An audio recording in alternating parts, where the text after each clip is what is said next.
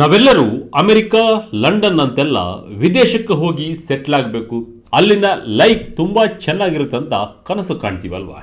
ಆದರೆ ಅಸಲಿ ಸತ್ಯ ಬೇರೆನೇ ಇದೆ.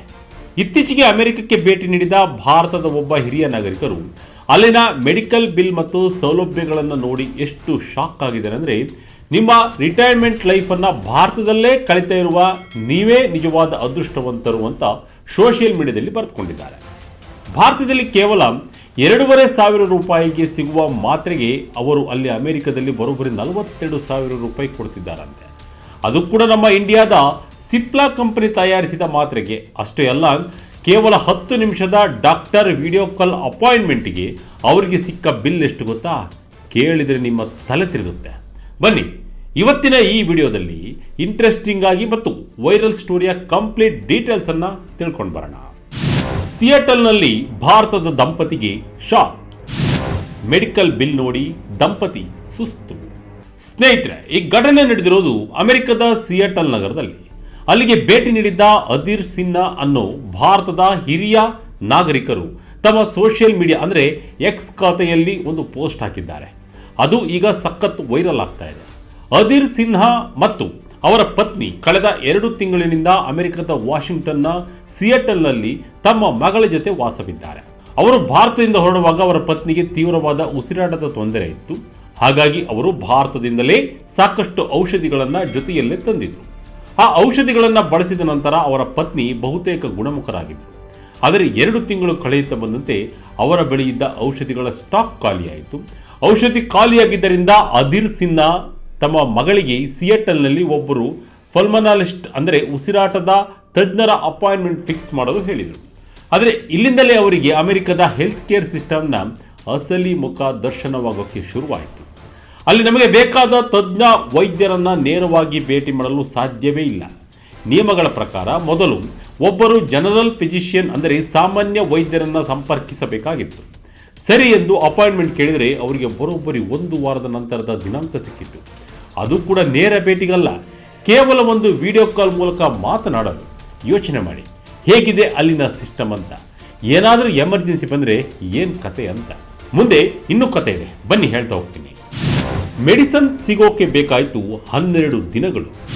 ಮೇಡ್ ಇನ್ ಇಂಡಿಯಾ ಮಾತ್ರೆಗೆ 42,000. ಎಸ್, ಮುಂದೆ ಏನಾಯಿತು ಅಂತ ನೋಡೋಣ. 1 ವಾರ ಕಾಯ್ದ ನಂತರ ಅದಿರ್ ಸಿನ್ಹಾ ಮತ್ತು ಅವರ ಪತ್ನಿ ಡಾಕ್ಟರ್ ಜೊತೆ ಫೋನ್ನಲ್ಲಿ ಸುಮಾರು 10 ನಿಮಿಷ ಮಾತನಾಡಿದರು. ಡಾಕ್ಟರ್ ಸಮಸ್ಯೆಯನ್ನು ಅರ್ಥ ಮಾಡಿಕೊಂಡು ಔಷಧಿಗಳನ್ನು ಬರೆದುಕೊಟ್ಟರು ಮತ್ತು ಹತ್ತಿರದ ಫಾರ್ಮಸಿಯಿಂದ ಪಡೆದುಕೊಳ್ಳುವಂತೆ ಹೇಳಿದರು. ಆದರೆ ಕತೆ ಇಲ್ಲಿಗೆ ಮುಗಿಲಿಲ್ಲ. ಫಾರ್ಮಸಿಗೆ ಹೋದರೆ ಅಲ್ಲಿ ಔಷಧಿ ತಕ್ಷಣಕ್ಕೆ ಲಭ್ಯವಿಲ್ಲ. ಅವು ಬರಲು ಕನಿಷ್ಠ 4 ರಿಂದ 5 ದಿನಗಳು ಬೇಕು ಅಂತ ಹೇಳ್ತಾರೆ. ಕೊನೆಗೆ 5 ದಿನ ಅವರಿಗೆ ಔಷಧಿಗಳು ಸಿಕ್ಕವು. ಅಂದರೆ ಬರೀ 1 ಮಾತ್ರೆ ತೆಗೆದುಕೊಳ್ಳಲು ಇವರಿಗೆ ಬರೋಬ್ಬರಿ 12 ದಿನಗಳು ಬೇಕಾಯಿತು. ನಮ್ಮ ಭಾರತದಲ್ಲಿ ಯಾವುದೇ ಫಾರ್ಮಸಿಗೆ ಹೋದರೆ ತಕ್ಷಣ ಸಿಗೋ ಔಷಧಿಗಾಗಿ ಇವರು ಅಮೆರಿಕದಲ್ಲಿ ಇಷ್ಟು ದಿನ ಕಾಯಬೇಕಾಗಿತ್ತು. ಆದರೆ ಅಸಲಿ ಶಾಕ್ ಕಾದಿದ್ದೆ ಮುಂದೆ. ಆ ಔಷಧಿಯ ಬೆಲೆ ಎಷ್ಟು ಗೊತ್ತಾ? ಬರೋಬ್ಬರಿ 42,000 ರೂಪಾಯಿ. ಇನ್ನು ಆಶ್ಚರ್ಯದ ವಿಷಯ ಏನಂದರೆ, ಈ ಔಷಧಿಯ ಬಾಕ್ಸ್ ಮೇಲೆ ಮೇಡ್ ಇನ್ ಇಂಡಿಯಾ ಮತ್ತು ಸಿಪ್ಲಾ ಕಂಪನಿಯ ಲೇಬಲ್ ಇತ್ತು. ಇದೇ ಔಷಧಿಯನ್ನು ಅವರು ಭಾರತದಲ್ಲಿ ಕೇವಲ 2,500 ರೂಪಾಯಿಗೆ ಕೊಂಡ್ಕೊಳ್ತಿದ್ರು. ಇನ್ಸೂರೆನ್ಸ್ ಇದ್ದರೂ 21,000 ಬಿಲ್ ಪಾವತಿ. 10 ನಿಮಿಷದ ವಿಡಿಯೋ ಕಾಲ್ಗೆ 23,000 ಬಿಲ್. ಅಮೆರಿಕದಲ್ಲಿ ಇವರ ಬಳಿ ಹೆಲ್ತ್ ಇನ್ಸೂರೆನ್ಸ್ ಇದ್ದುದರಿಂದ ಅವರಿಗೆ 50% ಡಿಸ್ಕೌಂಟ್ ಸಿಕ್ಕಿತ್ತು. ಆದರೂ ಇವರು 21,000 ರೂಪಾಯಿ ಕೈಯಿಂದ ಪಾವತಿಸಬೇಕಾಯಿತು. ಅಂದರೆ ಭಾರತದಲ್ಲಿ 2,500 ರೂಪಾಯಿ ಇರುವ ಮೆಡಿಸಿನ್ಗೆ ಅಮೆರಿಕದಲ್ಲಿ ಡಿಸ್ಕೌಂಟ್ ಆದ ಮೇಲೂ ಇವರು ಸುಮಾರು 8 ಪಟ್ಟು ಹೆಚ್ಚು ಹಣವನ್ನು ಕೊಡಬೇಕಾಯಿತು. ಇಷ್ಟೇ ಅಲ್ಲ ಸ್ನೇಹಿತರೆ, 1 ವಾರದ ನಂತರ ಅವರಿಗೆ ಮತ್ತೊಂದು ಬಿಲ್ ಬಂದಿತ್ತು. ಅದು ಆ 10 ನಿಮಿಷದ ವಿಡಿಯೋ ಕಾಲ್ ಅಪಾಯಿಂಟ್ಮೆಂಟ್ ಮಾಡಿದ ಡಾಕ್ಟರ್ ಕನ್ಸಲ್ಟೇಷನ್ ಫೀಸ್. ಅದರ ಮೊತ್ತ ಬರೋಬ್ಬರಿ $283 ಅಂದರೆ ಭಾರತದ ರೂಪಾಯಿ ಲೆಕ್ಕದಲ್ಲಿ ಸುಮಾರು 23,000 ರೂಪಾಯಿ. ಯೋಚನೆ ಮಾಡಿ ನೋಡಿ, ಕೇವಲ ಒಂದು ಸಣ್ಣ ಉಸಿರಾಟದ ಸಮಸ್ಯೆಯ ಔಷಧಿಗಾಗಿ ಇಷ್ಟೊಂದು ಕಷ್ಟಪಡಬೇಕು ಮತ್ತು ಇಷ್ಟೊಂದು ದೊಡ್ಡ ಮೊತ್ತದ ಹಣವನ್ನು ಖರ್ಚು ಮಾಡಬೇಕಾದ ಪರಿಸ್ಥಿತಿ ಸದ್ಯ ಅಮೆರಿಕದಲ್ಲಿದೆ. ಭಾರತದ ಸಾಮಾನ್ಯ ಲೈಫ್, ವಿದೇಶದವರಿಗೆ VIP ಲೈಫ್. ನಿಮ್ಮನ್ನು ಅದೃಷ್ಟವಂತರು ಎಂದಿದ್ದಕ್ಕೆ ಅದಿರ್ ಸಿನ್ಹಾ. ಇದೇ ಕಾರಣಕ್ಕೆ ಅದಿರ್ ಸಿನ್ಹಾರವರು ನಾವು ಒಳ್ಳೆಯ ಜೀವನ ಹುಡುಕಿಕೊಂಡು ವಿದೇಶಗಳಿಗೆ ಹೋಗ್ತೀವಿ, ಆದರೆ ಲಂಡನ್ ಅಥವಾ ನ್ಯೂಯಾರ್ಕ್ನಲ್ಲಿರುವ ಬಿಲಿಯನರ್ಗಳಿಗೂ ಸಿಗದಂತಹ ದೈನಂದಿನ ಸೌಲಭ್ಯಗಳು ಭಾರತದಲ್ಲಿರುವ ಮಧ್ಯಮ ವರ್ಗದ ಜನರಿಗೆ ಸುಲಭವಾಗಿ ಸಿಗುತ್ತವೆ. ಭಾರತ ನಿಜಕ್ಕೂ ಅದ್ಭುತವಾದ ಅನುಕೂಲಗಳಿಗಿರುವ ದೇಶ ಎಂದು ಹೇಳಿದ್ದಾರೆ. ಇದನ್ನು ಸಾಬೀತುಪಡಿಸಲು ಅವರು 7 ಪ್ರಮುಖ ಉದಾಹರಣೆಗಳನ್ನು ನೀಡಿದ್ದಾರೆ. ಆ 7 ವಿಷಯಗಳು ಯಾವ್ಯಾವಂತ ನಾವೀಗ ಒಂದೊಂದಾಗಿ ನೋಡೋಣ. ಮೊದಲನೇದು ಡೇಟಾ ಡೆಮೋಕ್ರಾಟೈಸೇಷನ್, ಅಂದರೆ ಅಗ್ಗದ ಇಂಟರ್ನೆಟ್ ಕ್ರಾಂತಿ. ವಿಶ್ವದ ಇತರ ದೇಶಗಳಲ್ಲಿ ಜನರು ಕೇವಲ ಬೇಸಿಕ್ ಇಂಟರ್ನೆಟ್ಗಾಗಿ ಪ್ರತಿ ತಿಂಗಳು ಸುಮಾರು $50 ಅಂದರೆ ಅಂದಾಜು $4,000 ಖರ್ಚು ಮಾಡ್ತಾರೆ. ಆದರೆ ನಮ್ಮ ಭಾರತದಲ್ಲಿ ತಿಂಗಳಿಗೆ ಕೇವಲ $300 ಅತ್ಯಂತ ವೇಗದ 5G ಇಂಟರ್ನೆಟ್ ಸಿಗುತ್ತದೆ. ಇಡೀ ಜಗತ್ತಿನಲ್ಲಿ ಅತ್ಯಂತ ಅಗ್ಗದ ಡೇಟಾ ಸಿಗುವುದು ನಮ್ಮ ದೇಶದಲ್ಲೇ. ಇದೇ ನಮ್ಮ ಡಿಜಿಟಲ್ ಆರ್ಥಿಕತೆಯ ಯಶಸ್ಸಿನ ರಹಸ್ಯ ಎಂದು ಹೇಳಿದ್ದಾರೆ. ಎರಡನೇದು 10 ನಿಮಿಷದಲ್ಲಿ ಮನೆ ಬಾಗಿಲಿಗೆ ಡೆಲಿವರಿ. ನಿಮ್ಮ ಮನೆಯಲ್ಲಿ ಚಹಾಗೆ ಶುಂಠಿ ಖಾಲಿಯಾಯಿತೆ ಅಥವಾ ಹಾಲು ಬೇಕೆ, ತಕ್ಷಣ ಬ್ಲಿಂಕಿಟ್, ಜೆಪ್ಟೋ ಅಥವಾ ಸ್ವಿಗ್ಗಿ, ಇನ್ಸ್ಟಾಮಾರ್ಟ್ ಆ್ಯಪ್ ಓಪನ್ ಮಾಡಿ ಆರ್ಡರ್ ಮಾಡಿದರೆ ನಿಮ್ಮ ಗ್ಯಾಸ್ ಮೇಲಿಟ್ಟ ನೀರು ಕುದಿಯುವುದರೊಳಗೆ ಆ ವಸ್ತು ನಿಮ್ಮ ಕೈಯಲ್ಲಿರುತ್ತೆ. ಆದರೆ ಯುರೋಪ್ ಅಥವಾ ಇತರ ದೇಶಗಳಲ್ಲಿ ಹಾಗಿಲ್ಲ. ನೀವು ಚಳಿಯಲ್ಲಿ ಕೋಟ್ ಹಾಕಿಕೊಂಡು 15 ನಿಮಿಷ ನಡೆದುಕೊಂಡು ಅಂಗಡಿಗೆ ಹೋಗಬೇಕು. ಅಲ್ಲಿಗೆ ಹೋದರೂ ಅಂಗಡಿ ಮುಚ್ಚಿರುತ್ತದೆ. ನಾವು ನೇರವಾಗಿ ಆಸ್ಪತ್ರೆಗೆ ಹೋಗಬಹುದು. ಹುಷಾರಿಲ್ಲ ಅಂದರೆ ನೋಟಿಸ್ ಅಲ್ಲ, ಕಿಚಡಿ ಬರುತ್ತೆ. ಇನ್ನು ಭಾರತದಲ್ಲಿ ನಿಮಗೆ ತಜ್ಞ ವೈದ್ಯರನ್ನು ನೋಡಬೇಕಾದ್ರೆ ನೇರವಾಗಿ ಆಸ್ಪತ್ರೆಗೆ ಹೋಗ್ಬೋದು. ರಕ್ತದ ಪರೀಕ್ಷೆ ಮಾಡಬೇಕೆ, ಲ್ಯಾಬ್ ಟೆಕ್ನಿಷಿಯನ್ ಬೆಳಿಗ್ಗೆ 6 ಗಂಟೆಗೆ ನಿಮ್ಮ ಮನೆಗೆ ಬಂದು ಸ್ಯಾಂಪಲ್ ಕಲೆಕ್ಟ್ ಮಾಡ್ಕೊಂಡು ಹೋಗ್ತಾರೆ. ಮಧ್ಯಾಹ್ನದಷ್ಟರಲ್ಲಿ ರಿಪೋರ್ಟ್ ನಿಮ್ಮ ವಾಟ್ಸಪ್ಗೆ ಬರುತ್ತೆ.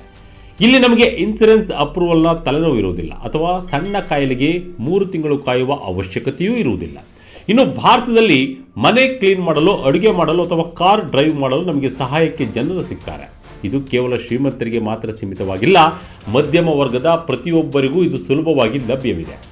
ಇದು ನಮ್ಮ ಅಮೂಲ್ಯವಾದ ಸಮಯವನ್ನು ಉಳಿಸುತ್ತದೆ ಎಂದಿದ್ದಾರೆ. ಇದರ ಜೊತೆ UPI ಕ್ರಾಂತಿಯ ಬಗ್ಗೆಯೂ ಅವರು ಮೆನ್ಷನ್ ಮಾಡಿದ್ದಾರೆ. ಅದಲ್ಲದೆ ಭಾರತದಲ್ಲಿ ನೀವು ಯಾವುದೇ ರೆಸ್ಟೋರೆಂಟ್ಗೆ ಹೋದರೂ ಕುಡಿಯಲು ನೀರನ್ನು ಉಚಿತವಾಗಿ ನೀಡುತ್ತಾರೆ. ಆದರೆ ವಿದೇಶದಲ್ಲಿ ನೀರಿಗೂ ಕೂಡ ನೀವು $5 ಕೊಡಬೇಕಾಗುತ್ತೆ.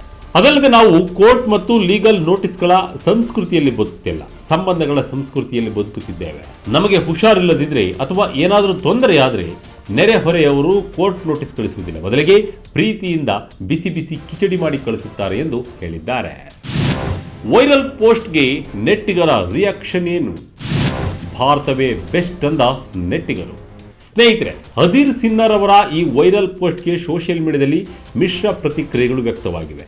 ಕೆಲವರು ಇವರ ಮಾತನ್ನ ಸಂಪೂರ್ಣವಾಗಿ ಒಪ್ಪಿಕೊಂಡಿದ್ದಾರೆ.